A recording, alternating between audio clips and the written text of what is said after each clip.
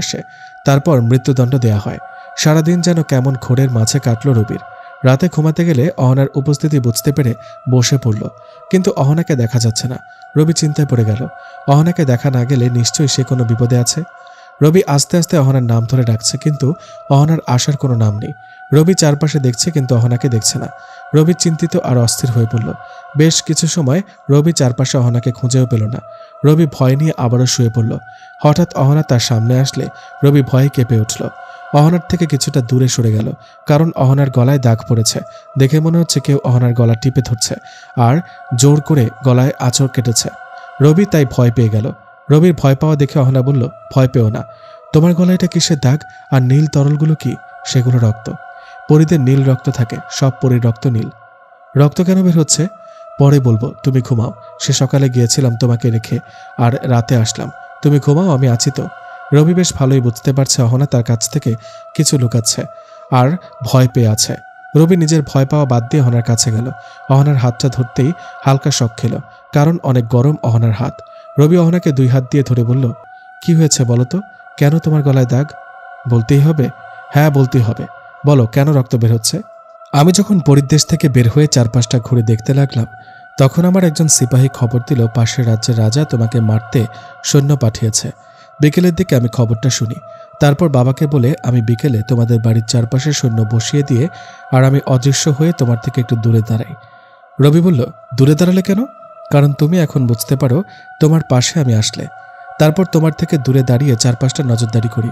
হঠাৎ দেখতে পাই অনেক জিন তোমাদের বাসার চারপাশে। আমি ভয়ে সব সৈন্যকে প্রস্তুত হতে বলি তোমাকে মারতে আসা জিনগুলোর বিরুদ্ধে যুদ্ধ করার জন্য। তারা কাছে আসতে আমাদের সৈন্যদের সাথে যুদ্ধ বেজে যায়। তাদের সবাইকে মারতে মারতে বিকাল থেকে এই পর্যন্ত সময় লাগলো। অহনা কথাগুলো পুরো দমে বলে থামল। রবি অহনার দিকে এখনো চেয়ে আছে। মেয়েটা তাকে বাঁচাতে নিজের জীবন বাজি ধরল। রবি বলল, তুমি এখনো বলনি তোমার গলায় কি আঁচড় কাটছে? ওদের মধ্যে একটা জিন আমার গলায় আঁচড় কেটেছে। মেরে ফেলেছ কি তাকে? জানো, আমরা কাউকে মেরে ফেলতে পারি না আমাদের দেশে, কিন্তু এখানে মেরে ফেলতে পারি। আমাদের 2 জন সৈন্য তাদের হাতে মারা গেছে। তাদের পুরো 60 জন মারা গেছে। এখনও 2 জন আহত অবস্থায় পড়ে আছে। তাদের মধ্যে একজন যে আমার গলায় আঁচড় কেটেছে। রবি বলল, আমি তাকে দেখতে চাই। আমি নিজ হাতে তাকে মেরে ফেলতে চাই। তোমার গায়ে হাত তোলার শাস্তি হিসেবে সে মৃত্যু পাবে। না না না, তোমাকে কিছু করতে হবে না। আমার সৈন্যরা তাকে মেরে ফেলবে। না, আমি নিজে তাকে মারতে চাই। না, সেটা করলে তোমার ক্ষতি হবে। তুমি এখনো আমাদের শক্তি পাওনি, তাই কোনো জিন না পরীকে তুমি মেরে ফেললে তোমার ক্ষতি হবে। তাহলে আমি তাকে দেখতে চাই, তাতে তো কোনো ক্ষতি হবে না। ওকে দেখতে পারো, তবে ভুলে তাকে মারতে যেও না। আর বাকি সৈন্যদের দেখেও ভয় পাওয়ার কিছু নেই। ওকে, কেমনে দেখবো তাদের? তুমি আমাকে 2 হাত দিয়ে শক্ত করে ধরো। আমার চোখের দিকে তাকিয়ে থাকো। যতক্ষণ আমি বলবো চোখের পলক ফেলবে না। তবে তোমার চোখে একটু ব্যথা লাগবে আর একটু লাল হবে। সহ্য করতে পারবে তো? তোমার জন্য আমি এই ব্যথা সহ্য করতে পারি। ওকে, তাহলে আমার কাঁধে 2 হাত দিয়ে ধরো। আমার চোখে চোখ রাখো। অহনার বলতে দেরি রবি অহনার কাঁধ 2 হাতে ধরতে দেরি করেনি। অহনার চোখে চোখ রাখল। অহনা নিজের চোখ বন্ধ করে আবার খুলতে তার চোখ নীল হয়ে গেল। রবি অহনার নীল চোখের দিকে তাকিয়ে রইল। প্রায় মিনিট 5 অহনার চোখের দিকে তাকাতে রবির চোখ লাল হতে শুরু করল। লাল হতে হতে রক্তবর্ণ ধারণ করলে চোখ দিয়ে পানি পড়তে শুরু করে। অহনা হঠাৎ অজ্ঞান হয়ে যায় আর মাটিতে পড়ে যেতে লাগে। রবি বুঝতে পেরে অহনাকে ধরে ফেলে, আর চোখের পলক ফেলতেই রবির চোখ ব্যথা করে ওঠে। রবি অহনাকে ধরে শুয়ে দিতে পাশে তাকিয়ে দেখে অনেক পরী আর জিন। রবি তাদের দিকে চোখ দিতেই সবাই মাথা নিচু করে রবিকে সম্মান জানালো। রবি তাদের সামনে গিয়ে দেখে 2 জন জিন মাটিতে আহত হয়ে আছে। তাদের মাথা দিয়ে অনেক নীল রক্ত বের হচ্ছে।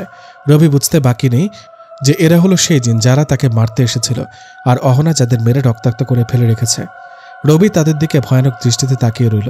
বেশ কিছু সময় পর তারা 2 জন ছাই হয়ে অদৃশ্য হয়ে গেল। পাশে থেকে এক সৈন্যদল বলে উঠল, এই 2 জন মারা গেছে, তাই তারা অদৃশ্য হয়ে গেল। অহনাকে বিছানায় কষ্ট পেতে দেখে রবি তাড়াতাড়ি অহনার কাছে আসলো। অহনাকে স্পর্শ করতে বাকি জিনদের দেখতে পেল না। অহনা আস্তে আস্তে আবার স্বাভাবিক হয়ে গেল। রবি বুঝতে পারল অহনার শক্তি দিয়েই এতক্ষণ রবি জিন সৈন্যদের দেখেছিল। অহনা স্বাভাবিক হয়ে রবিকে জড়িয়ে ধরল। রবি অহনার মাথায় হাত বুলাতে বুলাতে বলল, ভয় পেও না, আমার বা তোমার কিছু হবে না, আমি আছি তো। অহনা যেন অবাক হয়ে গেল রবির এমন কথায়। এর আগে কখনো রবি অহনার সাথে এত ভালোবেসে কথা বলেনি। অহনা যেন রবির কথায় এক সাগর ভালোবাসা খুঁজে পেল আর বিশ্বাস করার মতো কাউকে পেল। অহনা রবিকে শক্ত করে জড়িয়ে ধরল আর বলল, অনেক রাত হয়েছে, এখন তুমি ঘুমাও। আমার তো এখন ঘুম আসবে না, কারণ একটু আগে যা দেখলাম তোমার অবস্থা খারাপ, আর তোমাকে এই অবস্থায় রেখে কি আমি ঘুমাতে পারি? রবি কথা শুনে হাসতে হাসতে আর বলল, এসব আমার জন্য কোনো ব্যাপার না, এক্ষুনি হাত বুলালে সব ঠিক হয়ে যাবে।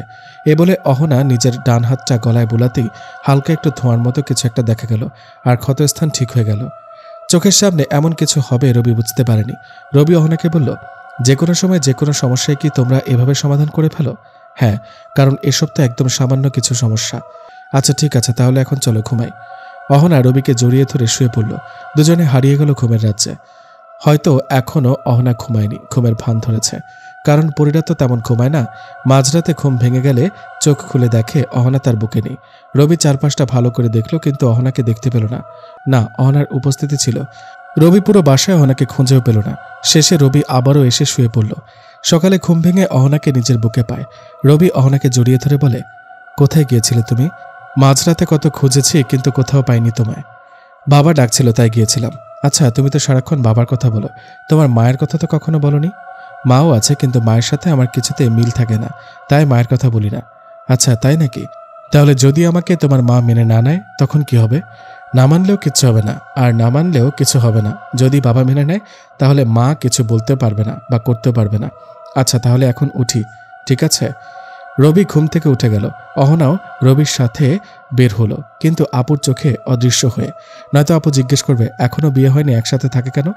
আরও কত কিছু জিজ্ঞেস করবে। রবি গিয়ে নাস্তা করে নিল। অহনা অদৃশ্য অবস্থায় রবির হাত ধরে বসে তার খাওয়া দেখছে। মাঝে মাঝে রবির দিকে চেয়ে হাসছে। নাস্তা শেষ করে রবি ভার্সিটিতে চলে গেল। রাশেদ তো সাথেই আছে। অর্ধেক ক্লাস করে রবি বাইরে চলে আসলো। গাছের নিচে বসে বসে ভাবছে সে দিনগুলো কেমন হতে পারে, যেদিন সে পরীর দেশের রাজা হবে। তখনই রাশেদ পেছনে এসে বসলো। রবিকে ভাবতে দেখে জিজ্ঞেস করলো, কিরে কি ভাবছিস? রবি বলল, ভাবছি অহনার কথা। মুখ ফসকে রবি অহনার নাম নিয়ে ফেলল। রবির মুখে অহনার নাম শুনে রাশেদ দাঁড়িয়ে গেল আর রবিকে বলল, কি মামা, সাঁতার তো ভালোই কাটো, কখনো বলো নাই যে তোমার গার্লফ্রেন্ড আছে? না মানে তেমন কিছু না। তাই না? বল অহনা কে? অহনা তোর ভাবি, পরি একটা, বুঝলি? হ মামা, তোমার মনে তো পরিই হবে। রবি রাশেদকে পরি বলতে অহনা রবির সামনে চলে আসলো, তবে এখন ভয় দেখানোর জন্য নয়, রবির কথার প্রমাণ দেওয়ার জন্য। রাশেদ আবারও বলে উঠল, কি মামা, অহনাতে হারিয়ে গেলে নাকি? আরে অহনা আসলে একটা পরি, তুই বুঝবি না সেসব। আগে তো বললাম তুমি প্রেমিকের কাছে তোমার প্রেমিকা পরি ছাড়া আর কিছুই হতে পারে না। আরে ভাই সত্যি বলছি, ওকে তোকে প্রমাণ দিচ্ছি, দাঁড়া। রবি অহনার দিকে তাকালে রাশেদকে চোখ বন্ধ করতে বলে। রবি রাশেদকে চোখ বন্ধ করতে বললে রাশেদ বলে ওঠে, কি রে, মনে হয় তোর মাথা গেছে? আমি চোখ বন্ধ করব আর তোর অহনা মানে পরি আমার সামনে দৃশ্যমান হবে, তাই তো? হ্যাঁ সেটাই হবে। দেখ এমন কিছু হয় না, তোর মাথা গেল মনে হয়। তুই বস, আমি যাচ্ছি। রাশেদ চলে যেতে চাইলে রবি হাত ধরে ফেলে। রাশেদ আবার রবির পাশে বসে পড়ে। রবি রাশেদকে চোখ বন্ধ করতে জোর করতে থাকে, কিন্তু রাশেদ কিছুতে রবির কথা মানছে না। পরে রবি জোর করে রাশেদকে চোখ বন্ধ করালো। চারপাশে হালকা বাতাস যেন ধীরে ধীরে গতি বেড়ে যাচ্ছে, গাছের পাতা যেন ছিঁড়ে পড়ছে। রাশেদ গায়ের উপর হালকা বিদ্যুৎ চমকানোর আওয়াজ রাশেদের কানে বাজছে। অসময়ের রোদ এসে যেন পড়ল রাশেদের গায়ে। তখন রাশেদ চোখ খুলল। রাশেদ চোখ খুলে সামনে দেখতেই বেহুশ হয়ে গেল, কারণ এটাই প্রথম রাশেদের পরি দেখা। অহনা তো বলেছিল যে প্রথম পরীকে দেখবে সে অজ্ঞান হয়ে যাবে। রবি ব্যাগে থাকা পানি নিয়ে রাশেদের মুখে ছিটাতে রাশেদের জ্ঞান ফিরে আসলো। রাশেদ পাগলের মতো অবস্থা শুরু করে দিল। রবির হাত ধরে আছে। রবি বুঝতে পারল রাশেদ অহনাকে দেখে ভয় পেয়েছে। রবি রাশেদকে বলল, কি হলো, ভয় পাচ্ছিস কেন? ওখানে কেউ ছিল? কোনো মেয়ে? রবি বলল, এখনো আছে সে ওখানে। কি? আমি দেখছি না কেন? তুই ভয় পাচ্ছিস তাই? কে সে মেয়েটা? তোর ভাবি, মানে অহনা। মানে অহনা আসলেই পড়ি? হ্যাঁ, এখন তো বিশ্বাস করবি? ভয় হচ্ছে আমার, যদি তোর কিছু করে ফেলে। তোর ভয় পাওয়া লাগবে না, আর অহনা আমাকে অনেক ভালোবাসে, কখনো আমার ক্ষতি করবে না। তুই শিওর তো? দেখ, পরীরা কিন্তু নিজের ভালোর জন্য মানুষকে মেরে ফেলে, এমনকি কিছু শক্তি যোগানোর জন্য তারা মানুষের রক্ত খায়। তোকে সেসব নিয়ে ভাবতে হবে না। বল, অহনা যে পরী সেটা বিশ্বাস করলি তো? হ্যাঁ, কিন্তু দেখছি না কেন তাকে? তোর ভয় কেটে গেলে দেখতে পাবি। রাশেদ অহনাকে দেখতে এবার রবির হাতে থাকা পানি খেয়ে নিল, একটা দীর্ঘ শ্বাস নিল। তারপর রবিকে বলল, দেখছে না তো পরীকে? রবি অহনাকে রাশেদের সামনে আসতে বলল। অহনা রাশেদের সামনে আসতেই রাশেদ কিছুটা পেছনে গেল, কারণ এখনও তার মধ্যে কিছুটা ভয় কাজ করছে। রবি রাশেদকে বলল, কিরে, বললি না তো আমার বউটা কেমন? রাশেদ মনে মনে ভাবল, ভয়ে আমার ঘাম বের হচ্ছে, তুই আবার জিজ্ঞেস করিস কেমন? হ্যাঁ, ভালোই সুন্দর। রাশেদের কথা শেষ হতে অহনা বলে উঠল, জানো রবি, তোমার বন্ধু কি ভাবছিল? কি ভাবছে আবার? তোমার বন্ধু ভাবছে ভয়ে তার ঘাম বেরোচ্ছে, তাও তুমি তাকে জিজ্ঞেস করছো আমি কেমন। রাশেদ অবাক হয়ে অহনার দিকে তাকিয়ে ভাবল, এই পরি তো মনের কথাও বলতে পারে। সাথে সাথে অহনা বলল, হ্যাঁ আমি মনের কথাও বলতে পারি। রাশেদের বুঝতে বাকি নেই অহনা আসলেই মনের ভেতর জমে থাকা কথা বুঝতে পারে। হঠাৎ অহনা রবিকে বলল, রবি তোমরা কথা বলো, আমি আসছি, বাবা খুঁজছে আমাকে।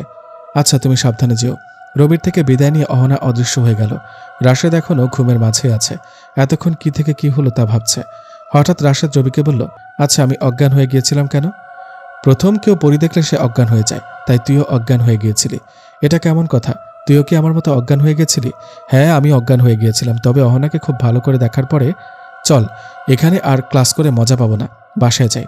ওকে চল, তবে একটা কথা, অহনার কথাটা কখনো কাউকে বলবি না, এমনকি আঙ্কেল আন্টিকেও না। বললে কি হবে? বলবি না বলেছি তো, বলবি না। যদি বলিস তাহলে তাদের ক্ষতি হতে পারে, বা অহনার কোনো ক্ষতি হতে পারে, আর আমি চাই না আমার কারণে কারো ক্ষতি হোক। আচ্ছা বলবো না, চল এখন বাসায় যাই। দুজন একটা রিকশায় বসে পড়ল। রাশেদ রিকশাতেও বকবক করে যাচ্ছে। একসময় বলে উঠল, আচ্ছা সেদিন ক্লাসে তুই আনমনে বসেছিলি, স্যার তোকে ডাকলে শুনিস নাই, তাই ক্লাস থেকে তোকে বের হতে বলে, আর তখন তুই হঠাৎ বলে উঠিস, না তুমি এমন করো না। তখন কথাটি কাকে বলেছিলি? তখন স্যারের পেছনে অহনা দাঁড়িয়েছিল, আমাকে অপমান করেছে দেখে অহনা স্যারকে আঘাত করতে চাইলে আমি কথাটা বলি। তার মানে তখন থেকে তুই অহনাকে দেখতি? ভাবি ডাকতে পারিস না? আচ্ছা আচ্ছা ভাবি, হ্যাঁ দেখতাম তো, তাই ক্লাস থেকে বের হওয়ার সময় অহনার হাত ধরে বের হয়েছিলাম, আর সবাই ভাবলো আমি হাওয়ায় এমনটা করলাম। বস, তুই তো অনেক পাওয়ারফুল হয়ে গেলি তাহলে। রিক্সা চলতে লাগলো আপন গতিতে। হঠাৎ একটা স্কুল বাস রিক্সার সামনে চলে আসে। রাশেদ ভয় পেয়ে চোখ বন্ধ করে ফেলে। রবিও ভয় পেয়ে যায় আর চোখ বন্ধ করে ফেলে, কিন্তু অহনার কথা ভাবতে থাকে। হঠাৎ রবি চোখ খুলে দেখতে পায় পুরো বাস তাদের মাথার উপর দিয়ে উড়ে গেল। বাসটা অহনার হাতে। অহনা আস্তে করে বাসটা রাস্তায় বসিয়ে দিল। কারো কোনো ক্ষতি হয়নি, কিন্তু সবাই ভয় পেয়ে আছে। রবি রিক্সা থেকে নেমে দৌড়ে অহনার কাছে গেল আর অহনাকে বলল, তুমি ঠিক আছো তো? আমি ঠিক আছি, তোমার কিছু হয়নি তো? না আমার কিচ্ছু হয়নি, তবে একটু ভয় পেয়েছিলাম। ওকে, আর ভয় পেতে হবে না, তুমি একটু অপেক্ষা করো, সব বাচ্চাদের ভয় দূর করে দিচ্ছি। অহনা বাসের ভেতর চলে গেল। একটু পর বাসের সব বাচ্চারা হাসাহাসি শুরু করলো, যেন মনে হচ্ছে একটু আগে কিছুই হয়নি। রবি অহনাকে নিয়ে হাঁটতে শুরু করলো, কারণ রিক্সা চালক অনেক আগে পালিয়েছে। পাশে রাশেদ হাঁটছে, কিন্তু সে বুঝতে পারছে না রবি অহনার হাত ধরে হাঁটছে। আর বাসটা যে তাদের মাথার উপর দিয়ে অহনা নিয়ে গেল সেটাও রাশেদ দেখতে পায়নি, কারণ প্রচুর ভয় পেয়ে রাশেদ চোখ বন্ধ রেখেছিল। হাঁটতে হাঁটতে রাশেদের বাসা বরাবর আসলে তিনজন থেকে রবি রাশেদকে বলে অহনার কথা যেন কাউকে না বলে। তারপর রাশেদ তার বাসায় ঢুকে যায়। রবি আর অহনা হেঁটে রবির বাসায় চলে আসে। দরজা খুলে ঢুকতে আপু সামনে আসে। ফ্রেশ হয়ে আয়, আমি খাবার দিচ্ছি। আচ্ছা আসছি। তারপর অহনা চলে গেল। রবি ফ্রেশ হয়ে খেয়ে নিল। ভার্সিটি আর বাসার মাঝে মধ্যেই অহনা এসে আপুর সাথে দেখা করা, আর প্রতি রাতে রবির বুকে ঘুমানোতে চলে গেল আরও একটা সপ্তাহ। রবি আরও বেশি অহনার প্রতি আকৃষ্ট হয়ে গেছে। আজ হঠাৎ আপু বলল অহনার বাবা মায়ের সাথে দেখা করবে, কারণ আপু জেনে গেছে অহনা প্রতি রাতে রবির সাথে থাকে। আপু তাই অহনা আর রবির বিয়েটা দিতে চায়। আজ সকালে অহনার বাবা আসলো, আপুর সাথে কথা বলে সব ঠিক করে নিল, কিন্তু অহনার মা এই বিয়েতে রাজি নয়। তার কারণ রবি মানুষ আর অহনা পরী। অহনার মা রাজি না হওয়ায় সবকিছু যেন অন্যরকম হয়ে গেল। পুরো সিদ্ধান্ত নিতে না পারায় অহনার বাবা মা চলে গেল, সাথে অহনাও। অহনার মা রবিকে মেরে ফেলার চক্রান্ত করল সবার অগোচরে। রবি ঘুমের মধ্যে স্বপ্ন দেখে কেউ তাকে খুব মারছে। মারতে মারতে রবির মাথা ফেটে রক্ত পড়ছে, জ্ঞান হারানোর মতো অবস্থা। এতক্ষণ কেউ তাকে চোখ বেঁধে মারছে তাই দেখতে পায়নি। যখন মুখের কাপড় খুলে দিল তখন বুঝতে পারে একজন নয় বরং অনেকে মিলে তাকে মারছে, আর যারা মারছে সবাই জিন। পাশে দাঁড়িয়ে অনেকে কান্না করছে। রবিকে মারতে দেখে সবাই রবিকে ছেড়ে দিতে বলছে, কিন্তু জিনগুলো মেরে যাচ্ছে। হঠাৎ রবি জ্ঞান হারিয়ে ফেলে। একজন জিন বলে ওঠে, ভবিষ্যৎ পরিদেশের রাজা হেরে গেছে, পুরো পরিদেশ চলবে এখন তাদের কথায়। পাশে কান্না করা জিন আর পরিগুলো রবিকে হার না মানতে বলেই যাচ্ছে। রবি হার মানলে পুরো পৃথিবীর রাজ্য ধ্বংস হয়ে যাবে। রবি ব্যথায় চিৎকার করছে। রবির চিৎকার শুনে পাশের রুম থেকে আপু চলে এলো। দরজা খুলে দেখে রবি ঘুমের মধ্যে চিৎকার করছে। আপু রবিকে হালকা ধাক্কা দিয়ে ডাকতেই সে লাফিয়ে ওঠে। ঘুম ভেঙে যায় তার। আপু জিজ্ঞেস করে, এত চিৎকার কেন করছে? তখন রবি স্বপ্নের কথাগুলো আপুকে বলে। আপু এত চিন্তা না করতে বলে। ভার্সিটিতে যাচ্ছে রবি আর রাশেদ। হঠাৎ রিক্সা থেমে গেল। রিক্সাওয়ালা অনেক অবাক হয়ে গেল। সে তো রিক্সা থামায়নি, তাহলে রিক্সা থেমে গেল কেন? রিক্সার চারপাশে তাকিয়ে দেখে কোনো কিছুর সাথে চাক্কা আটকে গেল নাকি, কিন্তু সেখানেও কিছু দেখল না। রিক্সাওয়ালা আবার রিক্সা টানতে টানতে রিক্সা বিন্দু পরিমাণও নড়াচড়া করছে না। রাশেদ রবির দিকে তাকিয়ে রইল, কারণ রাশেদ যা দেখে না তা তো রবি দেখে। হঠাৎ রাশেদ রবিকে উপরের দিকে উঠতে দেখে ভয় পেল। হঠাৎ করে আবার রবি অদৃশ্য হয়ে গেল। কেউ তার মুখ বেঁধে কোথাও নিয়ে গেছে। রবি বুঝতে পারল নিশ্চয়ই কোনো জিন বা পরী তাকে তুলে নিয়ে আসছে। রবির মুখে স্বপ্নের মতো কাপড় দিয়ে বাঁধছে। একটু পর কাপড় খুললে অহনার মাকে সামনে দেখতে পায়। রবি বুঝতে পারল অহনার মা তাকে তুলে নিয়ে আসছে। রবি অহনার মাকে দেখে বলল, আপনি আমাকে তুলে নিয়ে এসেছেন? হ্যাঁ, আমি তুলে এনেছি, আর তোমাকে এখানে মেরে ফেলবো। আমার মেয়ের জীবন থেকে তোমাকে সরিয়ে দেব। আন্টি কি বলছেন এসব? অহনা আমাকে ভালোবাসে, আর আমিও তাকে ভালোবাসি। আপনি কেন মেনে নিচ্ছেন না আমাদের? কারণ আমার ইচ্ছা ছিল আমার ভাইয়ের ছেলের সাথে অহনার বিয়ে দেব, কিন্তু তোমার কারণে সেটা হচ্ছে না। তুমি না থাকলে অহনা আমার ভাইয়ের ছেলেকে বিয়ে করবে। আমি বেঁচে থাকতে অহনাকে অন্য কারো হতে দেব না, তাই তো তোমাকে মেরে ফেলবো।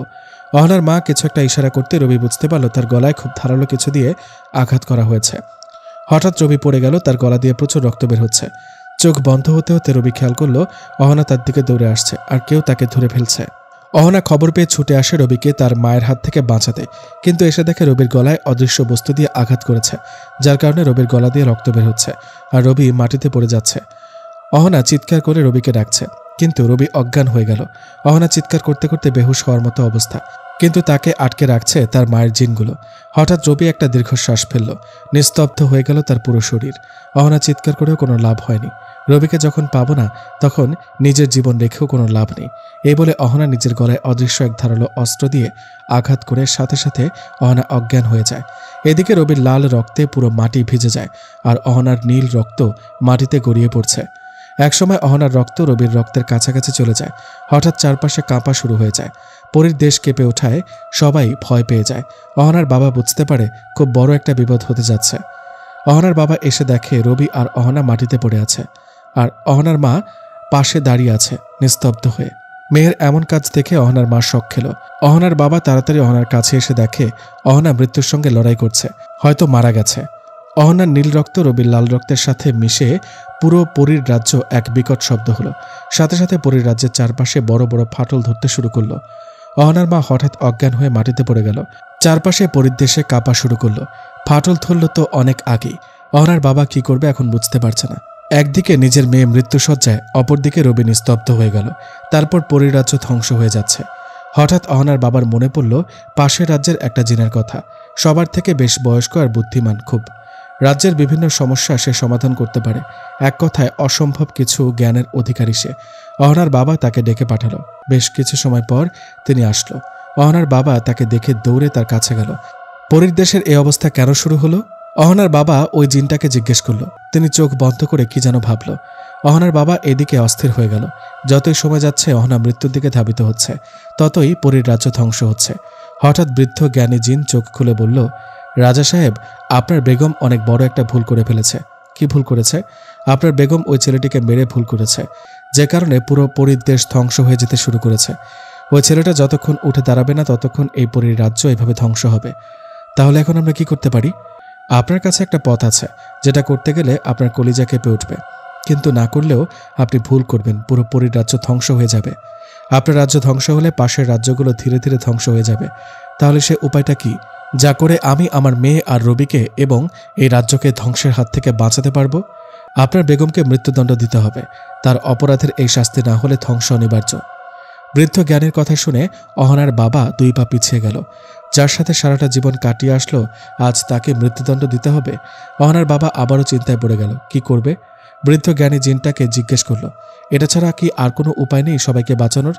না, আর কোনো উপায় নেই।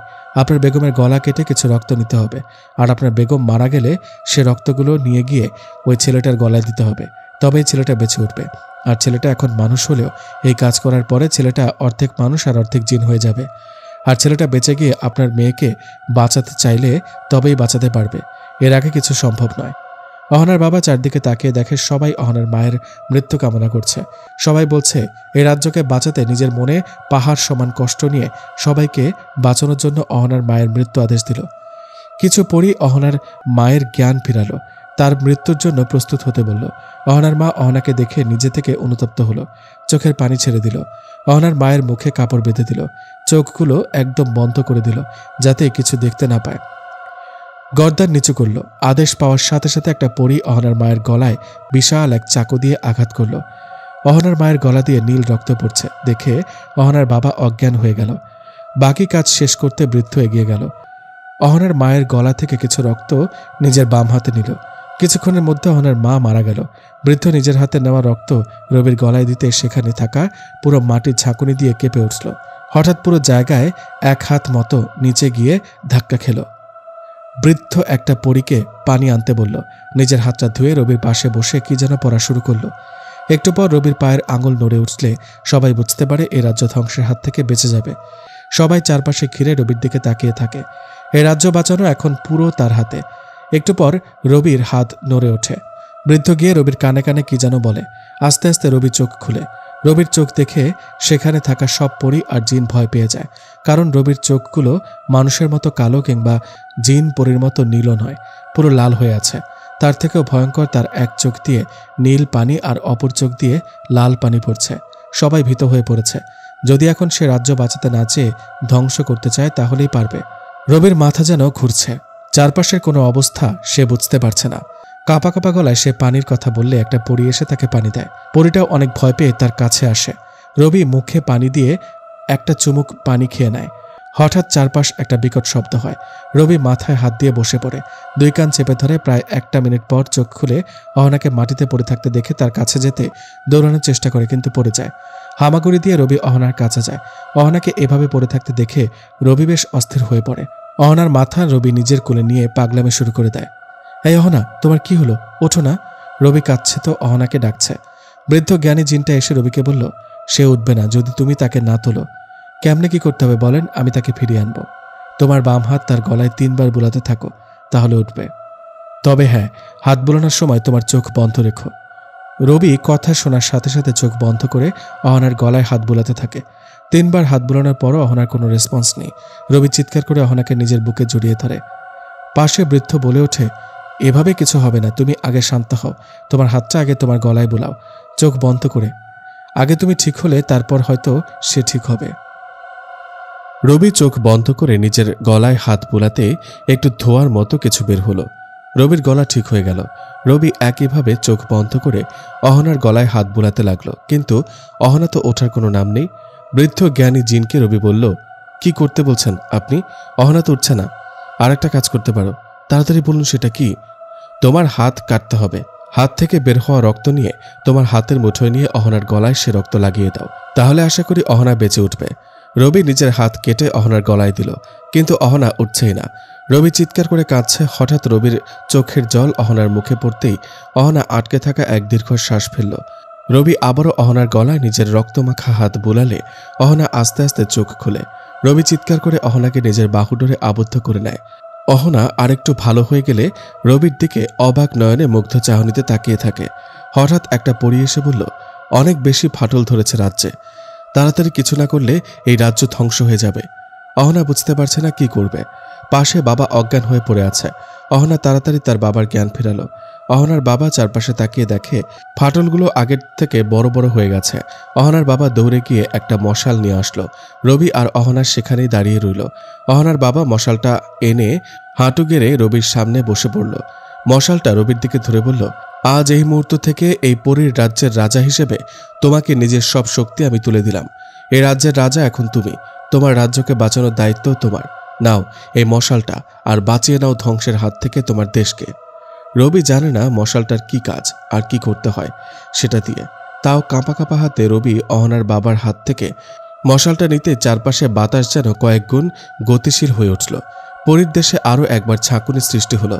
হঠাৎ রবির শরীরের কেমন যেন পরিবর্তন হতে শুরু করলো। আগের থেকে শক্তি যেন কয়েক গুণ বেশি মনে হচ্ছে। অহনার বাবা রবিকে বলল, এই পরীর রাজ্য বাঁচাতে চাইলে রবিকে সে মশাল দিয়ে একটা মাটিতে আঘাত করতে। রবি মশালটা উপরে তুলতেই আকাশে এক বিকট শব্দ হলো। সাথে সাথে রবি মশালটা দিয়ে মাটিতে সজোরে আঘাত করলো। ফাটল ধরা মাটিগুলো সাথে সাথে কেমন যেন জোড়া লাগতে শুরু করলো। অহনার মুখে হাসি ফুটে উঠল। রবি অহনাকে বলল, তুমি ঠিক আছো তো? হ্যাঁ, আমি ঠিক আছি। অহনা ভালো করে রবির চোখের দিকে তাকাতেই রবির চোখের সাথে অহনার চোখের মধ্যে এক অদৃশ্য কানেকশন হলো। সাথে সাথে রবির চোখ দিয়ে জল পড়তে শুরু করলো। প্রথম জলের ফোঁটা মাটিতে পড়তেই সাথে সাথে আগুন ধরে গেল। হঠাৎ রবি অজ্ঞান হয়ে গেল, আর অহনার দিকে চোখ পড়তেই অহনা রবিকে ধরে ফেলল। অহনা রবিকে ধরে নিজের রুমে নিয়ে গেল। অহনা রুমের চারপাশটা বেশ সাজানো, আর সেখানে ছোট ছোট ফুলের গাছ। গাছগুলো ফুলে ভরে আছে। অহনা রবির মুখে পানি দিয়ে জ্ঞান ফিরালো। রবি জ্ঞান ফিরে অপূর্ব এক রুমে নিজেকে আবিষ্কার করে। পাশে তাকিয়ে দেখে অহনা বসে আছে। এদিকে রাশেদ আর ভার্সিটিতে না গিয়ে রবির বাসায় চলে গেল। রবির সাথে ঘটে যাওয়া সব ঘটনা রাশেদ আপুকে বলল। রাশেদের কথা শুনে আপু বেশ চিন্তিত হয়ে গেল। কি করবে আপু বুঝতে পারছে না। তাও কোনো উপায় আছে কিনা দেখতে ভয়ে ভয়ে রবির রুমে গেল।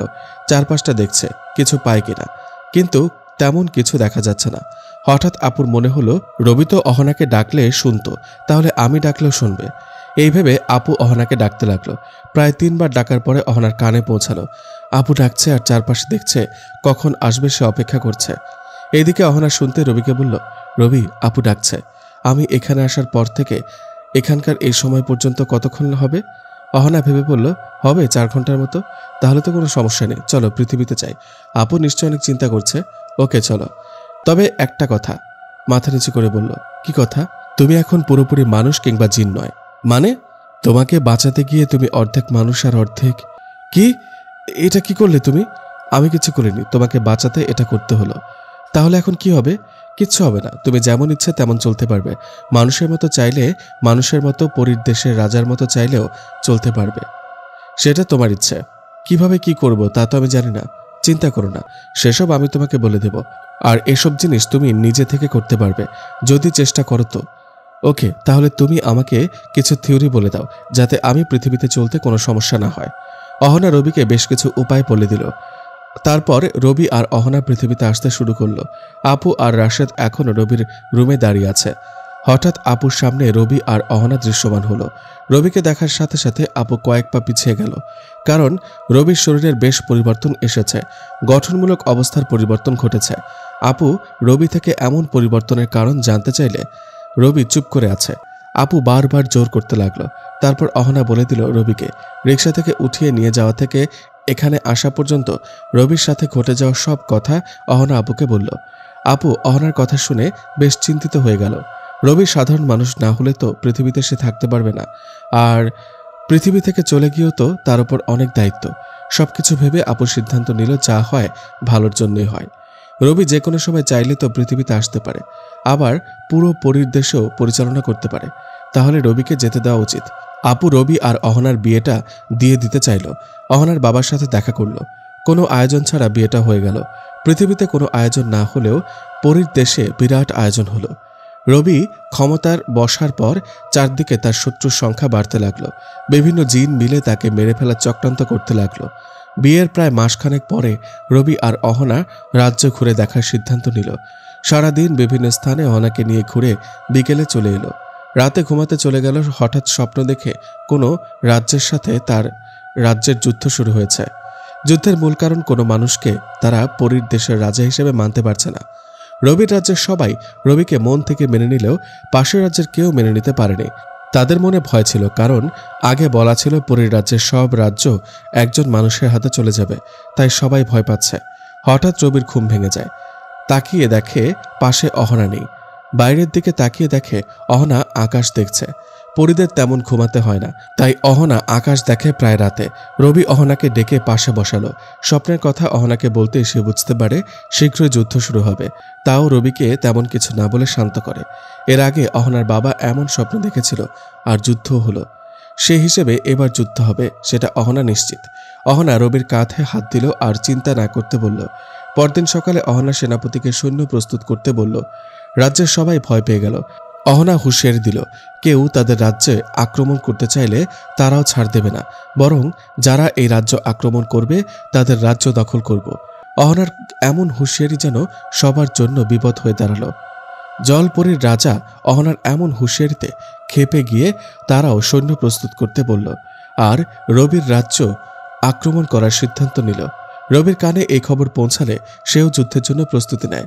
কখন যে যুদ্ধ শুরু হয় তা কেউ বুঝতে পারে না। হাজারো চিন্তা মাথায় নিয়ে অহনা আর রবি রাতে ঘুমাতে গেল। রবি অহনাকে বলল, আচ্ছা জিনপরীদের সব থেকে দুর্বল দিক কোনটা? মানে যেটা দ্বারা তারা দুর্বল হয়ে যুদ্ধে পরাজয় মেনে নেবে? খুব বেশি নয়, মাত্র একটা দুর্বল দিক আছে, আর তা হলো শত্রুর হাত থেকে তালোয়ার ফেলে দেওয়া। আমি বুঝতে পারছি না এটা কেমন কথা।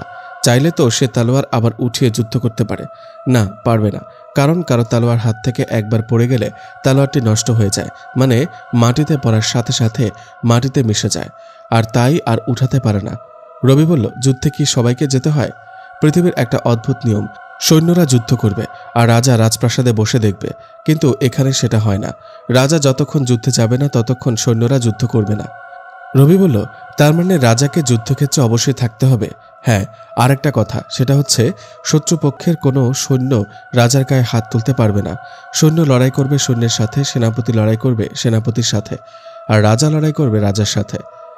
তার মানে যদি যুদ্ধ হয় তাহলে আমাকে যুদ্ধক্ষেত্রে যেতে হবে? হ্যাঁ। তাহলে তো আমাকে বিভিন্ন যুদ্ধের কৌশল জানতে হবে। সেনাপতি সেটা তোমাকে শেখাবে।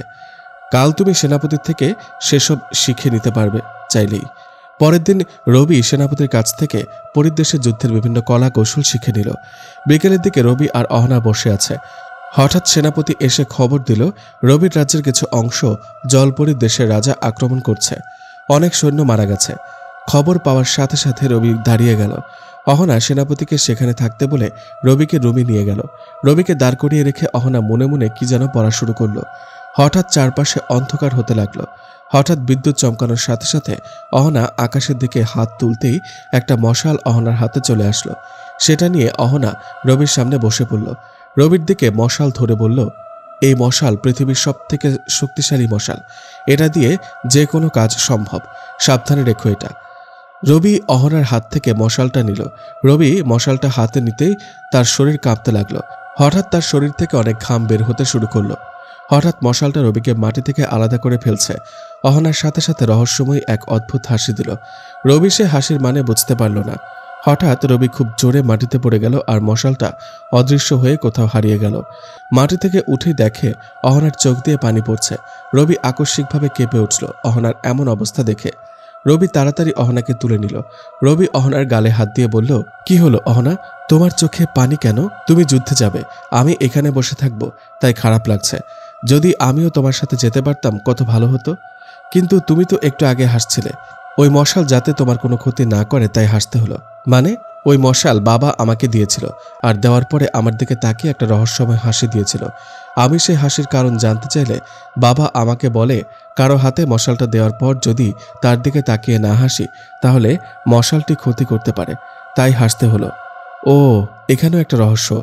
আচ্ছা, তুমি চিন্তা করো না, যুদ্ধের মাঠে কেউ আমাকে পরাজিত করতে পারবে না। রবি অহনাকে অনেকক্ষণ বুঝিয়ে অহনার কান্না থামালো। রবি রাজপ্রাসাদ থেকে বের হতে গিয়ে আবারও ফিরে আসলো। সোজা অহনাকে গিয়ে জড়িয়ে ধরল।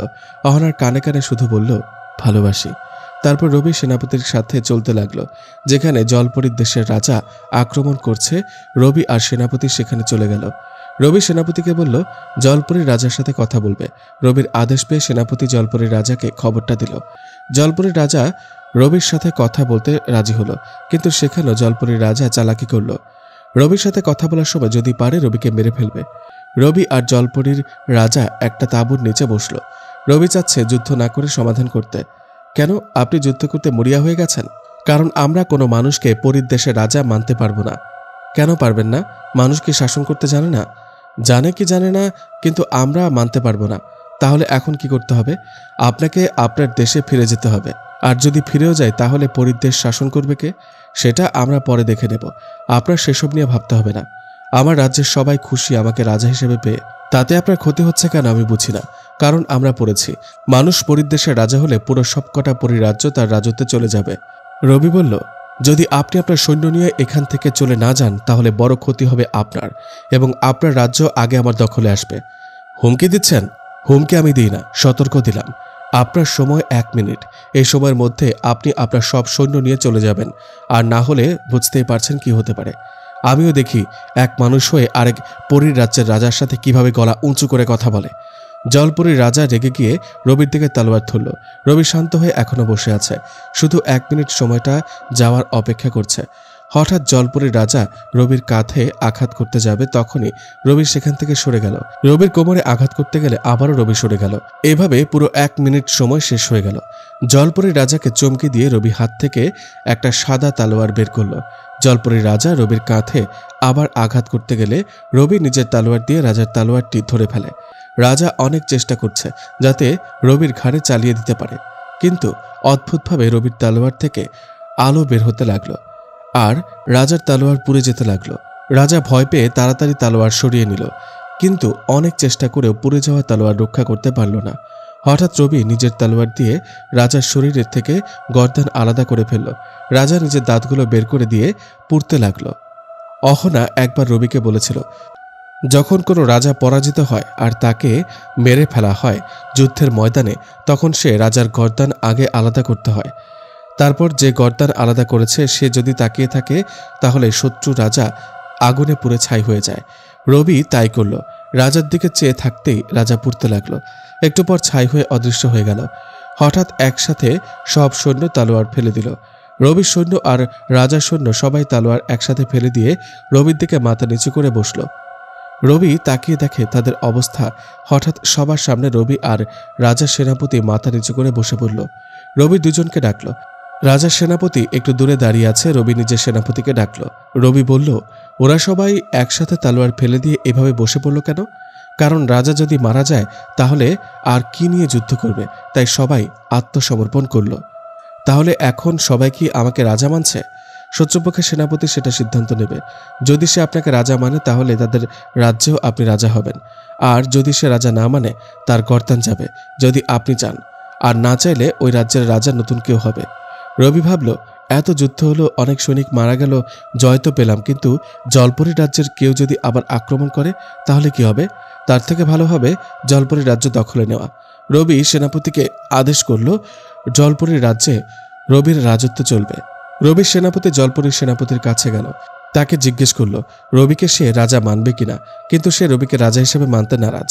সেনাপতি রবিকে এসে বলল, শত্রুপক্ষের সেনাপতি রবিকে রাজা হিসেবে মানতে পারবে না। রবি তার সেনাপতিকে বলল শত্রুপক্ষের সেনাপতির গর্দান নিতে। রবি প্রথমে ভয় দেখানোর জন্য কথাটি বলেছে, কিন্তু তাতেও কোনো লাভ হয়নি। শেষে রবি নিজের সেনাপতিকে হুকুম করল শত্রুপক্ষের সেনাপতির সাথে লড়াই করে তার গর্দান নিতে। বাকি সব সৈনিকদের যুদ্ধ করতে নিষেধ করল। শুধু যুদ্ধ হবে দুই সেনাপতির মাঝে। দুই সেনাপতি বেশ ভালো যুদ্ধ করতে পারে। হঠাৎ শত্রুপক্ষের সেনাপতি রবির সেনাপতিকে আক্রমণ না করে রবিকে আক্রমণ করে উঠল। আকস্মিকভাবে রবির ওপর আক্রমণ করাতে তার হাতে একটু লেগে গেল। রবির হাত থেকে বের হওয়া রক্ত মাটিতে পড়ার সাথে সাথে আগুন ধরে গেল। হঠাৎ সে আগুন গিয়ে শত্রুপক্ষের সেনাপতিকে ঘিরে ফেলল। রবির সেনাপতি এই অবস্থা দেখে ভয় পেয়ে রবির কাছে চলে আসলো। এসে রবির কাছে এই আগুনের কারণ জানতে চাইল। রবি বলল, এসব এক অন্যরকম ক্ষমতা, এটা শুধু আমার কাছে আর কোনো পরীর দেশের রাজার নেই। কি এমন ক্ষমতা যা অন্য রাজার নেই? এই ক্ষমতা হলো, যে আমাকে মারতে চাইবে সে আমার শরীর রক্ত ছড়ালে সে রক্ত আগুনে পরিণত হবে, আর সে আগুন যে আমাকে আঘাত করবে তার চারপাশে ঘিরে ধরবে, আর আমার ইশারায় ওই শত্রুকে পুড়ে ছাই করে দেবে। তাহলে এখন কি তাকে আগুনে পোড়াবেন? না, সে আমাকে আক্রমণ করে বড় ভুল করেছে, তাই তাকে আপনি এক্ষুনি গর্দান নেবেন। আমি ওর দেহ থেকে গর্দান আলাদা করছি। রবির সেনাপতি গিয়ে জলপরীর সেনাপতির সামনে দাঁড়াতেই জলপরীর তলোয়ার অদৃশ্য হয়ে গেল। আর কিছু সময় দেরি না করে রবির সেনাপতি জলপরীর সেনাপতির গর্দান নিয়ে নিল। রবি যুদ্ধের সব সৈনিককে বলল জলপরীর রাজা হিসেবে রবিকে মানতে, আর কারো সমস্যা আছে নাকি? কিন্তু কেউ উত্তর দিল না। নীরবতা সম্মতির লক্ষণ হলেও রবি ভালোই জানে এরা নীরব, মানে রবিকে তারা মানতে পারছে না রাজা হিসেবে। তাও জোর করে রবি জলপরীর দেশে নিজের আধিপত্য বিস্তার করল। সপ্তাহখানেক পর থেকে জলপরীর সবাই রবিকে ধীরে ধীরে রাজা হিসেবে মানতে লাগলো। রবি বুঝতে পারল আগের রাজা ভালো ছিল না। আরও কয়েক মাস পর জলপরীর রাজ্যের সবাই রবিকে রাজা হিসেবে মেনে নিল। জলপরীর রাজ্যের পুরো নিয়ম পাল্টে ফেলা হলো। সেখানে একটা বিশেষ নিয়ম ছিল, তা হচ্ছে পরীর রাজ্যে যে পরী বিয়ে উপযুক্ত হবে আর সব থেকে বেশি সুন্দরী হবে সে পরী রাজার সাথে এক রাত কাটাবে বিয়ের আগে। রবি এই নিয়ম শোনার সাথে সাথে বাতিল করল। এভাবে আরো অনেক নিয়ম বাতিল করে, যার ফলে সবাই তাকে মন থেকে মেনে নিতে থাকে। দুই রাজ্য এক রাজার হাতে চলে যাওয়ায় পাশের রাজ্যের রাজাগুলো ভয় পেয়ে যায়। রবি এবার জলপরীদের যুদ্ধের কৌশলে শিখে নিল।